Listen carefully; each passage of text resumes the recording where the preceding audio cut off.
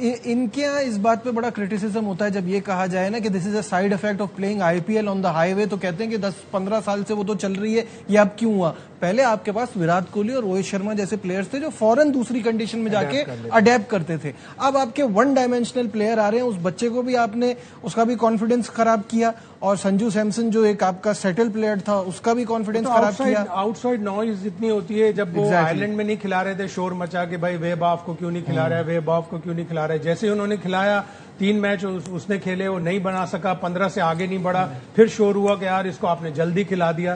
तो जब भी आप आउटसाइड नॉइस पे फैसले करते हैं, अभी आपको वैभव सूर्यवंशी को जब आपने आयरलैंड में बिठाया था, आप इंग्लैंड में भी सुकून से बिठाते, जिम्बाब्वे रिलेटिवली इजियर ओपोनेंट देते जिम्बाब्वे का। अभी ये 3 T20 आ रहे हैं, लेकिन आउटसाइड नॉइस पे जब आप फैसले करते हैं तो इसी तरह। अच्छा, एक चीज और बड़ी चली हुई थी और इतनी ऑथेंटिसिटी के साथ सब ये बात कर रहे थे कि this last one day is going to be the last of Rohit Sharma one day and in fact international career, लेकिन वहां उन्होंने 100 कर दिए।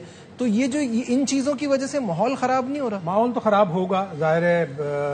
जो गौतम गंभीर है जिसने उसने टेस्ट क्रिकेट से इन सबको अलग कर दिया, विराट कोहली को कर दिया, रोहित शर्मा को कर दिया, रविंद्र जाडेजा ऑल्दो अभी टेस्ट से रिटायर नहीं हुआ लेकिन उसे टेस्ट में नहीं खिलाता, उसको वनडे में नहीं खिला रहा, कुलदीप यादव को वनडे में नहीं खिला रहा। तो वो अपनी मर्जी से हार्ड लाइन डिसीजन लेता है, अपने आप को चैंपियन समझता है, तो फिर इसी तरह के फैसले होंगे।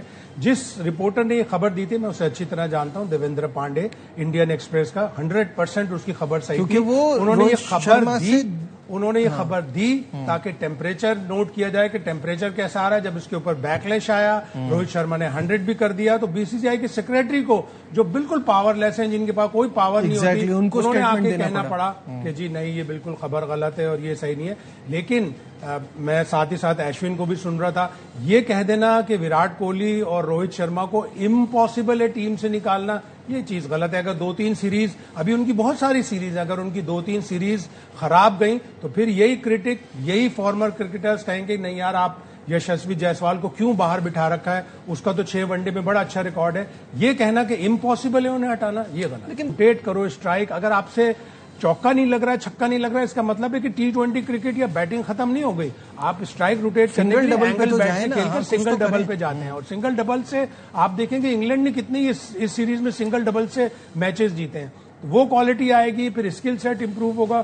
तो अगेन यहाँ पे भी बहुत सारा टाइम आपको चाहिए, बहुत सारी एकेडमीज चाहिए, बहुत सारा टैलेंट हंट चाहिए।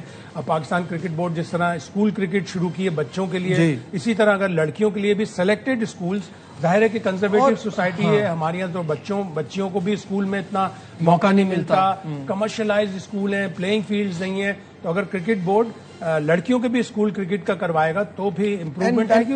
एंड व्हाट अबाउट WPSL, क्योंकि वहां WIPL से देखें कितना फायदा हुआ है, हमें भी करना पड़ेगा कि हम PSL कराएं, चाहे 3 टीमें बने, लेकिन वहां फॉरेन प्लेयर्स आएंगे, उनके साथ जेल इन करेंगी, सीखेंगी। जैसे अभी आपने कहा ये सीखने का मौका है ना श्रीलंका में, वहां भी मिलेगा। 2023 में 3-4 मैच करवाए थे इस्लामाबाद में, उससे काफी इंप्रूवमेंट आई थी। उस तरह के अगर कम से कम 6, 8 या 10 मैच होंगे और फिर बाहर से प्लेयर आएंगी, शायद लॉरा वुलवार्ट अगर मुझे याद है वो आई थी, सूनल लीस आई थी, डैनी वाइट आई थी, 4-5 बड़ी अच्छी क्रिकेटर्स आई थी। अगर उसी पूल को फॉरेन प्लेयर्स को 15 से 20 तक कर लिया जाए, चाहे आप बांग्लादेश की प्लेयर्स बुला लें, चाहे आप जिम्बाब्वे की 1-2 अच्छी टॉप प्लेयर्स बुला लें, लेकिन अगर आप WPL का मैच, WPSL का मैच अगर आप कराना चाहेंगे तो थोड़ा सा पूल ऑफ प्लेयर्स बढ़ाने पड़ेंगे, उससे यकीनन हमारी टीम में इंप्रूवमेंट आएगी। बिल्कुल ठीक है। यहाँ वक्त हो गया एक ब्रेक का, विल बी राइट बैक।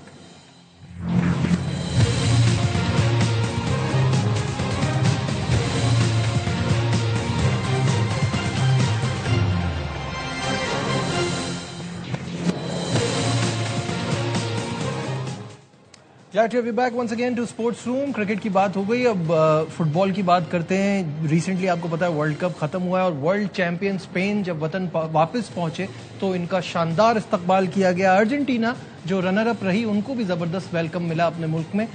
जी, बड़ा जबरदस्त वर्ल्ड कप रहा और बड़ा शानदार दोनों टीमों का इस्तकबाल रहा। लेकिन जो मनाजिर हमने वर्ल्ड कप में देखे, जिस तरह से अर्जेंटीना ने के प्लेयर्स ने जो जिसे कहते हैं फिजिकल हो गए, वायलेंट हो गए, प्लेयर्स को मारने लगे, इस पर अब अपडेट ये है कि फीफा जो है उसने एक कमेटी कायम की है जो जायजा लेगी। जिस तरह अर्जेंटीना के खिलाड़ियों पर पाबंदी भी लग सकती है, जुर्माना भी आयद किया जा सकता है इस बिहेवियर के लिए, तो उसमें भी जो अपडेट आएगी आपके साथ शेयर करेंगे। शाहिद साहब, आपकी तशरीफ आवरी का बहुत बहुत शुक्रिया। आज के प्रोग्राम में बस इतना ही। दीजिए अपने मेजबान नजीबुल हसनैन को इजाजत। अपना बहुत ख्याल रखिए। अल्लाह हाफिज।